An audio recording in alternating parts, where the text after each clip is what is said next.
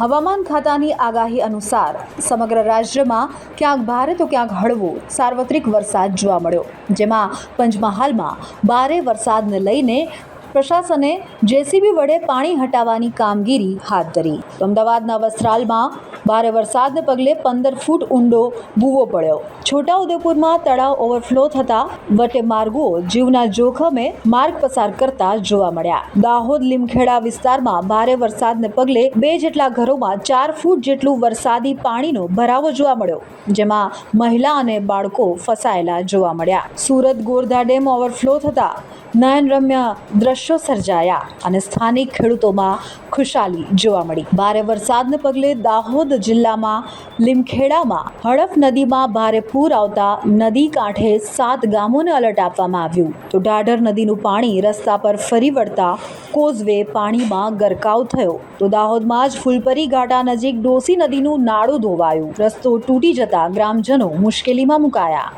તો ભારે વરસાદને પગલે હવામાન વિભાગે નાવકાસ્ટ પણ જાહેર કર્યું છે, જેને લઈને રાજ્યમાં અતિ ભારે, મધ્યમ અને હળવા વરસાદની આગાહી અલગ અલગ વિસ્તારોમાં વ્યક્ત કરવામાં આવી છે, જેને પગલે ભાવનગર, નર્મદા, આણંદ, પંચમહાલ, વડોદરા, દાહોદ, મહીસાગર, ભરૂચ, છોટાઉદેપુર, સાબરકાંઠા, અરવલ્લી અને ખેડામાં અતિ ભારે વરસાદ સાથે રેડ એલર્ટ જાહેર કરવામાં આવ્યું છે.